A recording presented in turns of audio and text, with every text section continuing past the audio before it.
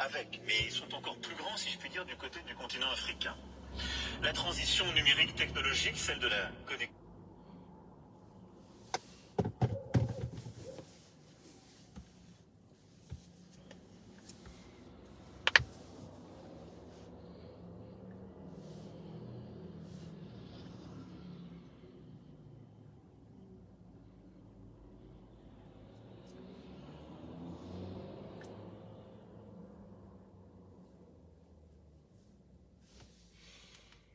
Ah, je suis déjà en direct.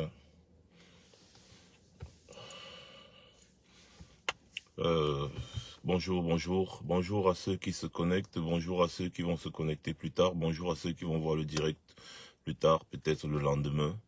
Bonjour à ceux qui vont voir après. Bonjour aussi à ces multiples personnes qui partagent énormément ce que nous faisons sur les réseaux sociaux. J'ai fait une sortie urgente là pour essayer d'alerter sur ce qui se passe non seulement dans notre pays, le Cameroun, mais aussi dans l'Afrique en général, mais surtout, parlons du Cameroun pour peut-être 20 minutes. Mes chers compatriotes, dans notre pays, l'heure est grave depuis des années. Les Camerounais sont devenus des survivants dans leur propre pays. Les Camerounais se battent matin, midi, soir pour survivre dans leur propre pays.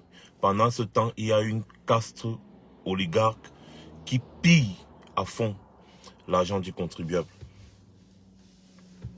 Et ce n'est pas le pire.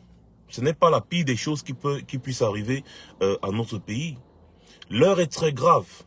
Et vous êtes sans l'ignorer que depuis 2019, il y a un monsieur qui a la délégation permanente de la signature de Paul Biya. Je puis vous rassurer que depuis, après l'élection de Paul Biya en 2018, l'élection présidentielle de 2018, autant pour moi, où ils ont déclaré Paul Biya vainqueur malgré les fraudes électorales constatées, les fraudes flagrantes,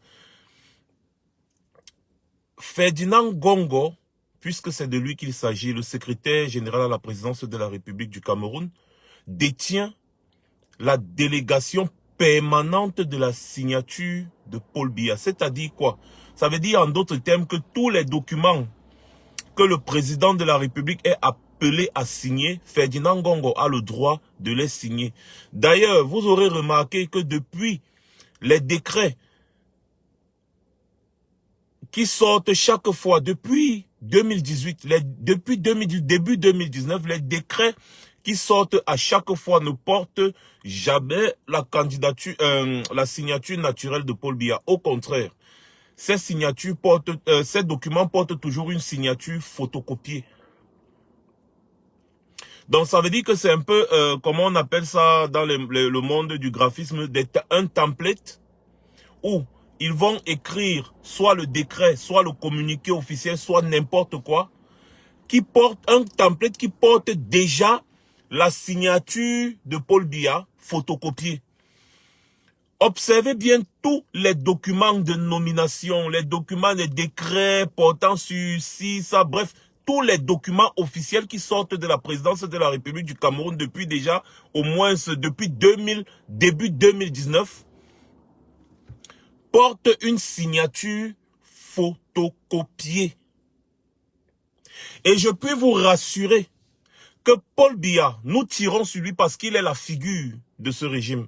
Nous tirons sur Paul Biya parce que c'est lui qui représente ce régime. Mais nous savons tous que Paul Biya n'est plus en capacité de prendre quelque décision que ce soit. Vous avez vu ce qui est arrivé à Dieudonné Essomba. Quand il a dit cette vérité, il a été tout simplement radié de la télévision Vision 4. Tout simplement. Paul Biya ne peut plus prendre une décision. Paul Biya n'est plus en capacité de prendre une décision. Et donc, qu'est-ce qui se passe à Etoudi actuellement? C'est Chantal Biya.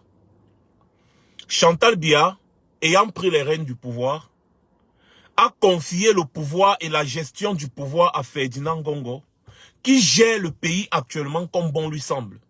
La seule personne qui est à la tête de Ferdinand Gongo aujourd'hui, qui est supérieur à Ferdinand Gongo aujourd'hui au Cameroun, à l'heure où nous parlons, c'est Chantal Biya.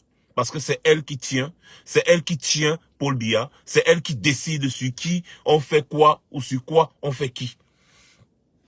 Les Camerounais doivent savoir. Donc, je vous invite, n'est-ce pas, à l'introduction de cette vidéo, à faire un maximum de partage. Parce qu'il faut qu'on soit excessivement nombreux pour écouter ce que j'ai à dire cet après-midi. Parce que on ne peut plus accepter de telles choses. Dans notre pays, c'est trop. C'est exagéré. C'est complètement absurde ce qui se passe là. Et c'est encore plus absurde de voir que le peuple camerounais est là en train de regarder, d'observer comme si c'est normal. Non, c'est pas normal, les gars. Je reviens sur le fameux Ferdinand Ngongo et sur le déroulement, n'est-ce pas, de l'organisation de la Coupe d'Afrique des Nations qui a eu lieu au Cameroun de janvier à février dernier. La construction du stade d'Olembe est entachée de beaucoup de détournements. Et Ferdinand Ngongo est à la tête de ces détournements-là. Les marchés de la CAN, c'est-à-dire on appelle ça global les marchés de la CAN, surtout les marchés qui avaient été attribués, Ferdinand Ngongo avait donné les marchés à ses amis de gré à gré. Je pense que c'est sûr, soit sur 54 marchés, il en a donné au moins 50 marchés de gré à gré. C'est-à-dire que Ferdinand Ngongo reste, il prend son téléphone, il appelle son ami, il lui donne tel marché, il appelle tel, il lui donne tel marché, il appelle tel, il lui donne tel marché. Ferdinand Ngongo a donné des marchés qui se veulent être des marchés publics. Donc, on devait lancer des appels d'offres. Non, Ferdinand Ngongo s'est assis et il a donné plus de 50 marchés. Je dis bien plus de 50 marchés. C'est une enquête qui a été menée. Et puis on en a même parlé sur France 24. Boris Berthold a même passé une interview sur France 24 avec tous les documents y afférents. Donc ce n'est pas quelque chose qui s'ignore. Les marchés de construction des stades ont été donnés de gré à gré. Dans une république, ça ne se fait pas. On fait un appel, on appelle, on offre, on fait l'appel d'offres, voilà. Et puis, ceux qui sont un peu plus compétents vont gagner le marché. Donc, on doit lancer les appels d'offres. Ferdinand Ngongo, puisque c'est lui qui tient les rênes du pouvoir, est intouchable. Les mauvaises langues disent, je vous le dis depuis 2019 que j'ai commencé à parler de cette affaire de gré à gré de Ferdinand Ngongo qui a la délégation permanente de signature de Ferdinand Ngongo qui est en réalité le vrai président de la République actuellement. Les mauvaises langues, d'après nos informations, disent que Ferdinand Ngongo et Chantal Biya sont des amants. Ferdinand Ngongo et Chantal Biya qui sont des ressortissants d'une même région, c'est pas ça qui nous intéresse. Qui sont considérés comme des frères, puisqu'ils sont ressortissants d'une même région, normalement au Cameroun, mais c'est pas ça qui nous intéresse, je précise encore, seraient des amants. Bref, les mauvaises langues disent qu'ils sont des amants. Je sais pas si c'est des mauvaises langues ou c'est des bonnes langues, bref, d'après ce qu'il en ressort, d'après les informations que nous avons reçues, Ferdinand Ngongo et Chantal Biya seraient des amants. C'est mieux que je formule comme ça. Et donc, les deux sont à la tête du pays actuellement. Chantal Biya, Madame la Présidente, Ferdinand Ngongo, Monsieur le Président. C'est très grave ce qui se passe dans notre pays. Pourquoi? Parce que dans l'ordre de gouvernance, à aucun moment le secrétaire général à la présidence de la République n'a la parole devant le Premier ministre. À aucun moment le secrétaire général à la présidence de la République ne peut instruire un ministre.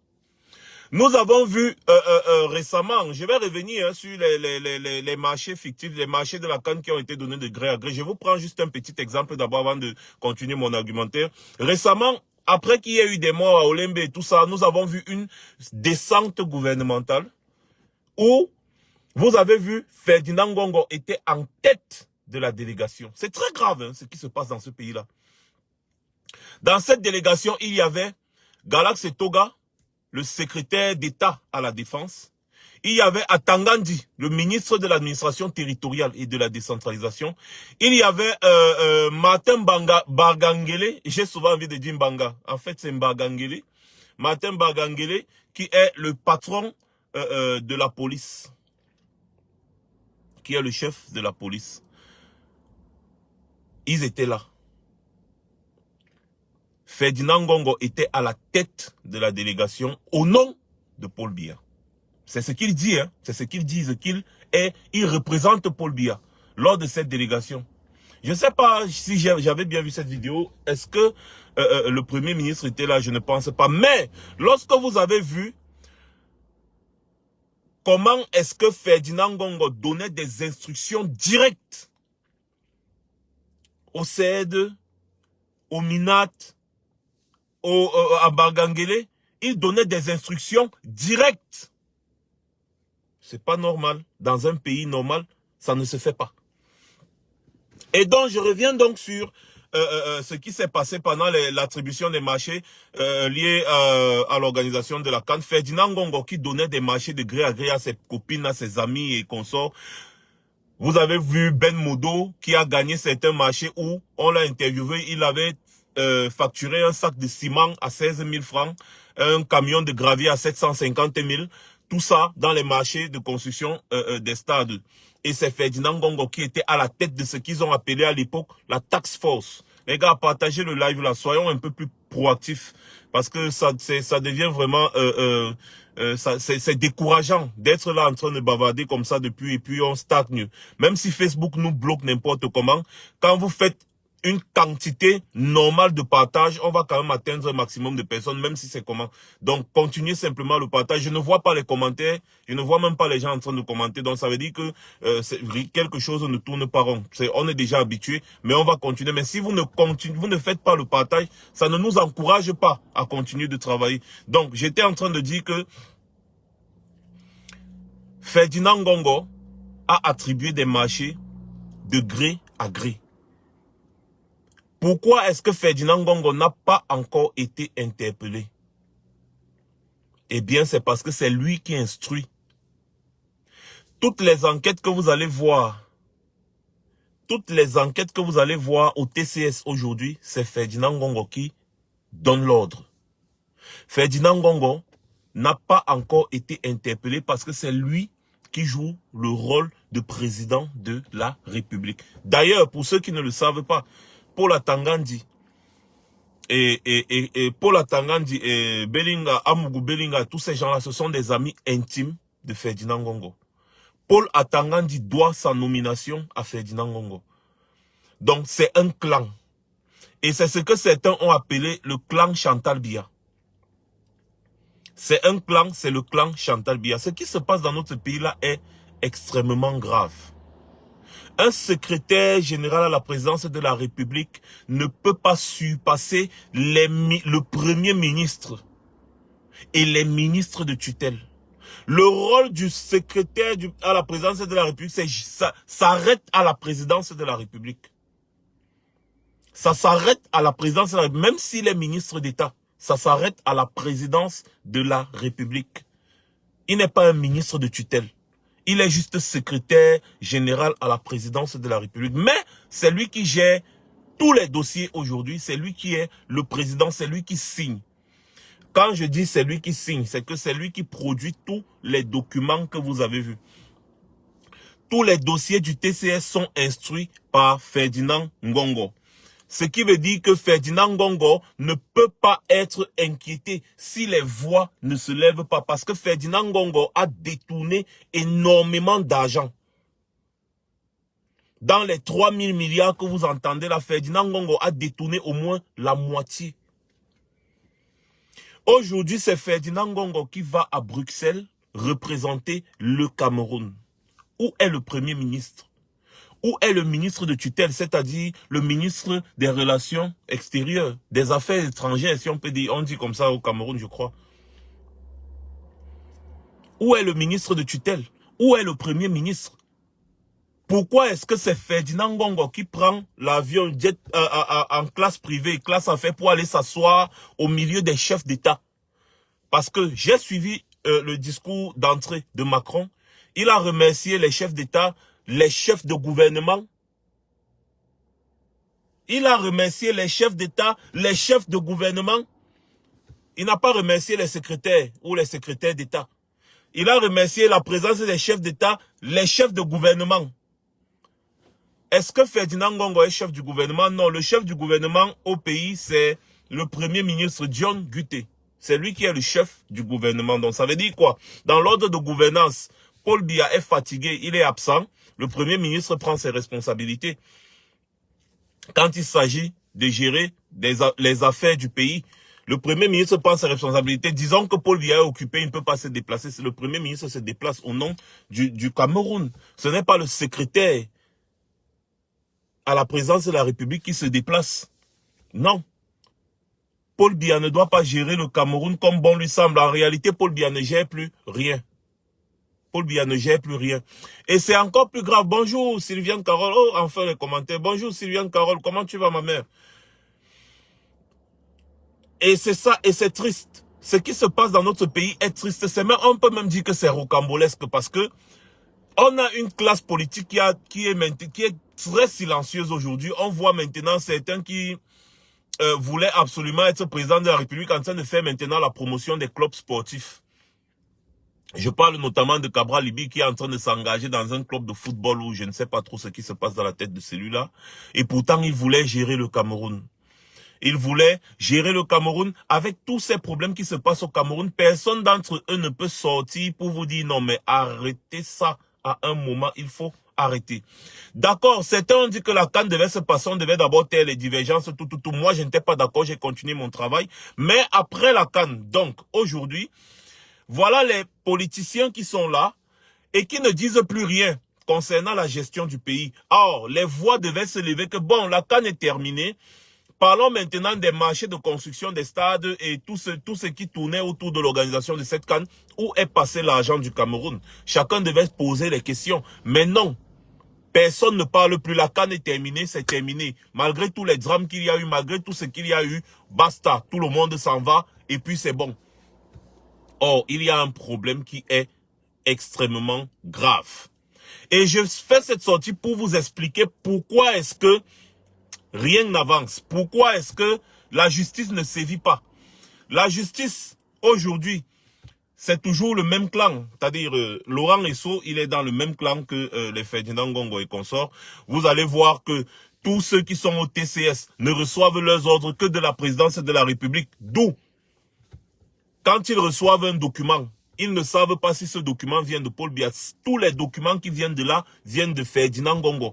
Tous les documents qui sont transmis au gouvernement venant de la présidence de la République, ce sont des documents qui ont été monté par Ferdinand Ngongo. C'est lui qui instruit, c'est lui qui donne les ordres, c'est lui qui nomme, c'est lui qui renvoie, c'est lui qui démet les gens de leurs fonctions. C'est Ferdinand Ngongo qui gère tout. Les juges du TCS ne vont pas à la présidence de la République pour prendre leurs ordres ou bien pour rencontrer le président, pour que le président leur dise que voilà ci, voilà ça. Non. Ils restent dans leur bureau, on leur envoie des documents venant de la présidence de la République. Et selon vous, qui envoie ces documents? C'est Ferdinand Ngongo. C'est Ferdinand Ngongo qui met les noms des personnes sur lesquelles on doit enquêter. Or, il s'avère que même les enfants de Chantal Biya ont gagné des marchés dans l'organisation de la CAN, dans la construction des stades. Les enfants de Chantal Biya ont gagné des marchés, ce qui fait en sorte que certains dossiers sont bloqués parce que les enfants de Chantal Biya sont impliqués. Ferdinand Ngongo bloque certains dossiers volontiers. Et donc, qu'est-ce qu'il est en train de faire? Il va maintenant demander au TCS, tribunal criminel spécial, d'ouvrir les dossiers des personnes qui ne sont pas d'accord avec lui. Donc, ça veut dire que actuellement, nous sommes en train de vivre ce qu'on appelle un règlement de compte. Certains dossiers du TCS que vous voyez circuler là, qu'on dit qu'il y a tel, on a ouvert l'enquête sur tel, on a ouvert l'enquête sur tel, ils ne sont pas les seuls à avoir détourné ou à avoir volé. Mais seulement eux, ils sont devant le TCS aujourd'hui parce que c'est des règlements de compte internes. Il n'y a rien là qui est objectif. Ngongo est en train de nettoyer ceux qui ne sont pas d'accord avec son fonctionnement parce que Ngongo est en train de... C'est-à-dire Ngongo a pris le pouvoir et maintenant il faut qu'il asseye son autorité. Et ceux qui l'estiment être des personnes qui peuvent être un danger pour lui, pour son pouvoir, avec sa copine Chantal Biya, eh bien, il est en train de les nettoyer. Mes chers Camerounais, sachez bien que tous les dossiers qui sont ouverts par le tribunal criminel spécial aujourd'hui, ces dossiers n'ont jamais été instruits par Paul Biya. Déjà, Paul Biya n'a plus toute sa tête. Donc, je m'adresse ici aux biaïstes. Vous aimez Biya, c'est bien. Si vous aimez vraiment Biya, sortez-le des griffes de ces gens. Parce qu'ils commettent tout ce qu'ils sont en train de commettre là au nom, c'est-à-dire ils prennent Biya, ils mettent devant, ils commettent tout ça au nom de Biya. Nous dénonçons ce que nous dénonçons et nous mettons Biya devant parce que c'est lui qui est la figure de ce régime. Sinon, ces personnes profitent actuellement de sa faiblesse pour asseoir leur agenda. Paul Biya n'est plus capable de porter son caleçon lui seul. Paul Biya n'est plus capable d'aller aux toilettes seul. Paul Biya est en constante assistance. C'est-à-dire, il est comme les vieux qui sont dans les maisons de retraite ici là. On doit l'assister dans tout. Et donc, une personne comme lui, dans cet état, ne peut prendre aucune décision. Ce sont les gens qu'il a mis autour de lui, qui l'utilisent pour asseoir leur autorité, pour asseoir leur agenda. Parce que oui, ils attendent juste que le gars ferme l'œil pour prendre le contrôle. D'ailleurs, ils ont même déjà pris le contrôle. Je ne dédouane pas Paul Biya. Hein. Vous savez la haine que j'ai pour cet homme. Je ne le dédouane pas. Mais la réalité est simple. C'est un vieillard qui est déjà fini. Et donc ces gens font tout pour le maintenir là-bas. Parce que tant qu'il est là-bas, eux, ils vont gérer leurs activités au calme. Ils vont le mettre devant comme la figure, mais ils vont gérer leur agenda derrière au calme. Et c'est exactement ce qui est en train de se passer actuellement avec Ferdinand Ngongo, qui est le président de la République du Cameroun actuellement, officieusement. Il reste seulement qu'on mette officiel et qu'on lui donne une fois la chose. C'est Ferdinand Ngongo qui gère le Cameroun parce qu'il gère l'administration. Chantal Biya n'a pas cette capacité puisqu'elle n'a jamais fait ça. Mais c'est elle qui le commande. C'est Chantal Biya qui a mis Ferdinand Ngongo au point où il est aujourd'hui. Et c'est Ferdinand Ngongo qui joue le rôle que devrait jouer un président de la République aujourd'hui au Cameroun. Les Camerounais doivent le savoir. C'est la raison pour laquelle je vous demande de faire un maximum de partage. Nous avons parlé de gré à gré ici là en Europe depuis longtemps. Nous avons dit ici que nous ne pouvons empêcher ce gré à gré que si nous y allons brutalement. Nous avons été tellement combattus qu'on est obligé de faire les choses doucement, doucement. Il y a même certaines personnes au pays qui ont reculé. Parce que ces personnes se sont dit, on peut s'engager là maintenant là, et c'est encore les mêmes gens qu'on dit être des combattants qui nous vendent. Donc le mieux c'est qu'on recule d'abord un peu pour voir comment on va bien sauter. Il n'y a rien, je dis bien rien qui puisse aller dans les règles de l'art dans ce pays aujourd'hui. Vous avez vu la réunion de formation en communication politique que devaient suivre le MS et le SDF. Comment est-ce que le sous-préfet est venu les mettre tous dehors? C'est avec ça que vous dites que vous allez aller à une élection présidentielle avec ce régime et remporter? C'est un rêve éveillé. Ce pays-là est gouverné par Chantal Biya et Ferdinand Ngongo, qui sont des amants. Parce que je ne veux plus utiliser le conditionnel. Par la façon dont les gens là fonctionnent, ce sont des amants. Chantal Biya ne se voit pas en train de quitter Etoudi. Chantal Biya actuellement veut profiter à fond parce qu'elle ne sait que faire ça. Elle ne se voit pas en train de quitter Etoudi. Avec tous les avantages qu'il y a là, elle ne se voit pas en train de quitter Etoudi. Ferdinand Ngongo lui-même, avec toutes les malversations qu'il a eu à faire, ne se voit pas en train de quitter ses fonctions. Observez bien, nous avons présenté toutes les preuves que Ferdinand Ngongo a fait des erreurs de gestion, des détournements des fonds publics, ce qui a coûté autant à l'État du Cameroun en milliards de francs CFA. Ferdinand Ngongo est à la tête de ce réseau mafieux. Ferdinand Ngongo a donné des marchés de gré à gré aux gens. Les marchés publics ont fait l'appel d'offres. Ferdinand Ngongo, lui, il donnait de gré à gré. Ça, ce sont les détournements de fonds publics. Et Ferdinand Ngongo devait faire normalement l'objet d'une arrestation à l'heure où nous parlons. Les enfants de Chantal Biya, pareil. Il y a 2 enfants de Chantal Biya qui sont aussi mêlés dans ces histoires de détournement de fonds liés à l'argent de l'organisation de la CAN et consorts. Si on veut commencer à détailler ce dossier, on va faire le live pendant 10 heures de temps. 10 heures de temps. Au minimum. Voire même 2 jours. Ce qui se passe dans ce pays est extrêmement grave pour que les hommes politiques se taisent. Le silence actuel des hommes politiques au Cameroun est complice. Tous les hommes politiques. Le fait que Ferdinand Ngongo se lève pour partir parler au nom du Cameroun, lui, qui n'est que secrétaire général à la présidence de la République, devant le Premier ministre, devant le ministre des Affaires étrangères, est une faute lourde de gouvernance, qui doit être sanctionnée par l'Assemblée nationale et par le Sénat. Mais malheureusement, toutes ces institutions-là sont dans le même clan. Toutes ces institutions sont dans le même clan. Le seul juge capable de trancher cette affaire aujourd'hui, ce n'est que le Camerounais lambda. Vous avez vu que ces gens-là ne vont pas vous laisser respirer. À peine la canne est finie, ils ont lancé à Ouara dehors. On a cassé tous vos trucs. Même les trucs de poisson brisés, les callbox. Les gars vous brutalisent. Ils n'ont pas pitié de vous. Pourquoi est-ce que vous devez avoir pitié d'eux?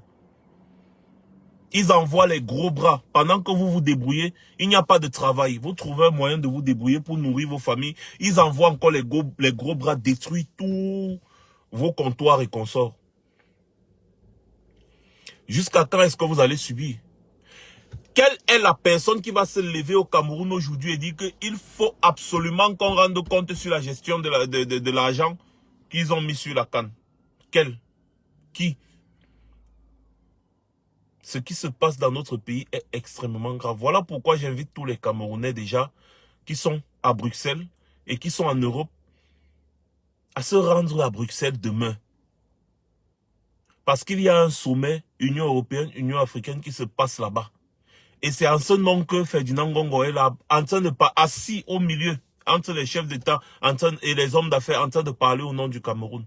Donc s'il y a un document qui va être signé là-bas, c'est Ferdinand Ngongo qui va signer ça en ton nom. En ton nom, toi qui me regardes. Vous devez localiser l'hôtel où Ferdinand... Si nous on était là-bas, moi c'est ce qu'on a fait, vous savez qu'à chaque fois, c'est toujours nous qui avons localisé l'hôtel de Biya. Vous devez localiser l'hôtel de Ferdinand Ngongo et tout faire pour qu'il ne dorme pas là-bas. Comme on a fait à Lyon, à Paul Biya. On a fait à Lyon, ils ont changé d'hôtel à Paul Biya. On a fait à Paris, ils ont changé l'hôtel à Paul Biya. Vous devez tous vous rendre à Bruxelles pour vous faire entendre. Mais le plus important encore, c'est au Cameroun. J'appelle ici encore tous les hommes politiques du Cameroun, mais surtout la société civile. Notre pays, ce n'est pas un gâteau où une bande d'individus va s'asseoir et manger comme il veut, non.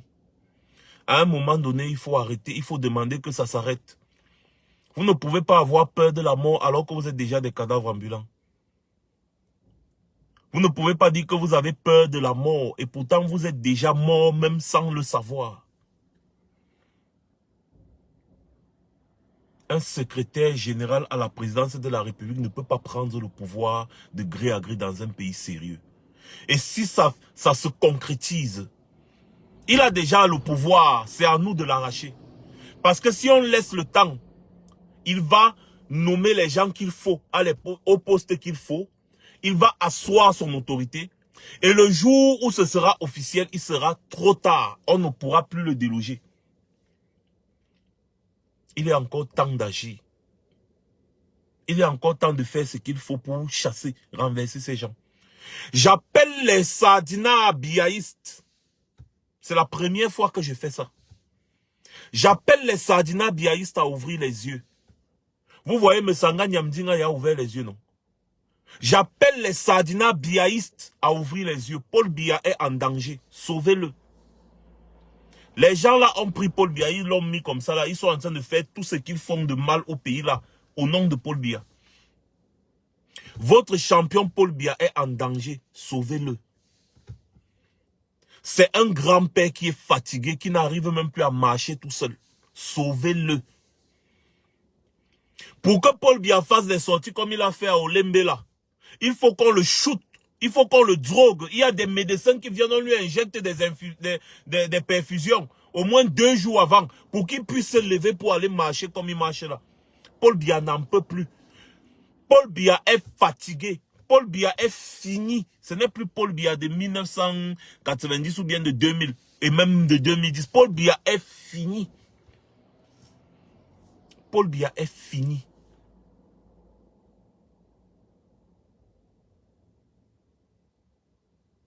Est-ce que nous devons accepter? Est-ce que nous pouvons encore accepter ça? Non. Moi, je dis non. C'est vrai que ce pays marche sur la tête, mais il y a certaines choses qu'il ne faut pas accepter. À tous les biaïstes, levez-vous et sauvez votre champion Biya. Parce que Biya, actuellement là, ils sont en train de le maltraiter là-bas au palais et tout dit. Biya n'a plus parole. Si Biya avait dit quelque chose, Chantal Biya dit, Mouf, va là-bas. Dieu donné et Somba dit ça. Vous avez vu le traitement qu'il a eu parce que c'est la vérité. Parce que c'est la vérité. Et je vous ai dit ça depuis l'année passée. Vous avez vu Chantal Biya en train de tenir la main de Franck Biya, non?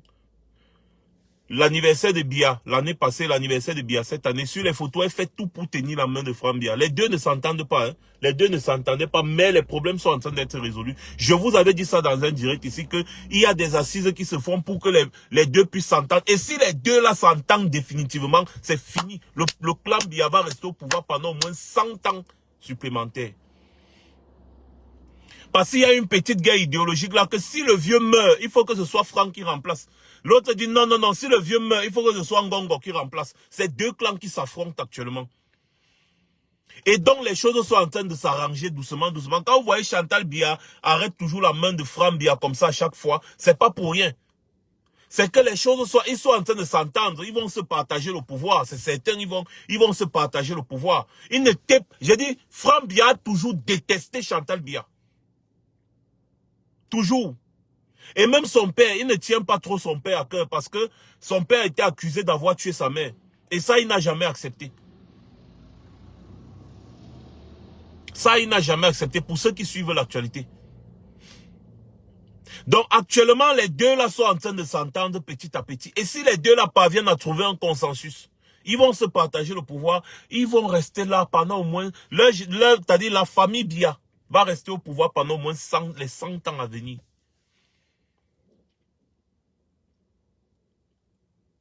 À vous les biaïstes, si vous aimez Biya, parce que si tu aimes ton père, tu aimes ton grand-père, tu ne vas pas accepter qu'il travaille à 90 ans. Tu ne vas pas accepter qu'il travaille à 90 ans. Si tu aimes ton père, tu ne vas pas accepter qu'il travaille à 90 ans.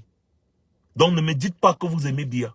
Si vous le laissez travailler à 91 ans ou 90 ans comme il a là, ça veut dire que vous ne l'aimez pas. Chaque personne ici qui aime son parent va vouloir à un moment donné que son parent se repose et qu'on prenne soin de lui. Vous pensez que qu'est-ce qu'on peut faire à Biya aujourd'hui? Il est trop vieux. Qu'est-ce qu'on peut lui faire? Rien. Il va seulement rester en Vomekao, il va se reposer. Il y aura des gens qui vont rester, prendre soin de lui jusqu'au jour de sa mort. Vous pensez que réellement, si Biya quitte le pouvoir là aujourd'hui, nous ne sommes pas inhumains? Personne ne va toucher à Biya. Normalement, on parle souvent parce qu'on parle. On parle souvent parce qu'on dit que oui, voilà, machin, truc. On parle souvent parce qu'on parle. Certes, chaque ministre va répondre de ses actes. Tous ceux qui sont là, ils vont répondre. Mais Biya, il est déjà tellement vieux que tu vas lui faire quoi? Qu'est-ce que tu vas lui faire? Tu vas seulement le mettre là, comme ça, il va envoyer le cas. Tu envoies des gardes du corps et tout ça, des ménagères, tout, on va prendre soin de lui jusqu'à sa mort. C'est tout ce qui peut arriver à Biya aujourd'hui. Donc ne vous dites pas que si Biya quitte du pouvoir aujourd'hui là, on va le maltraiter, on va le fouetter, on va l'envoyer en prison, pour gagner quoi? On ne peut plus rien faire à Biya à l'état actuel des choses. C'est un vieux croulant qui est fini. Qu'est-ce qu'on va faire à maltraiter un vieux? Non. Par contre, les Ferdinand Ngongo comme ça, ils savent très bien que s'ils quittent, si Biya quitte le pouvoir aujourd'hui, Ferdinand Ngongo lui-même il sait que pour lui c'est fini. Il le sait. C'est pour ça qu'ils font tout pour maintenir la momie de Biya comme ça là, afin de rester derrière lui et faire toutes les sales besognes qu'ils sont en train de faire là. Voilà la réalité des choses. Donc si vous aimez vraiment Biya, il faut vous battre pour qu'il aille se reposer. Nous devons repenser le Cameroun. Nous devons reconstruire notre pays. Et reconstruire ce pays-là, ça ne prend pas du temps. Nous avons tellement de richesses. Nous n'avons pas besoin de l'aide de la France ou de l'aide des États-Unis ou de l'aide de quel pour reconstruire notre pays. Nous n'en avons pas besoin. Nous n'avons pas besoin de tous ces pays-là pour reconstruire notre nation. Nous n'en avons pas besoin. Nous avons les ressources nécessaires pour ça. Retenez une chose, mes chers sardinards, les biaïstes. Laissez Biya là où il est là. C'est que vous ne l'aimez pas. Vous ne l'aimez pas. Personne d'entre vous ne peut accepter que la personne, le père, parce que vous l'appelez toujours le père, c'est votre père, vous avez choisi votre père adoptif, il n'y a pas de problème. Vous ne pouvez pas accepter que votre père soit en train de travailler. On le trimballe à gauche, on le trimballe à droite à 90 ans. Non. Et 90 ans, c'est pas son vrai âge, il a plus de 100 ans où il est là.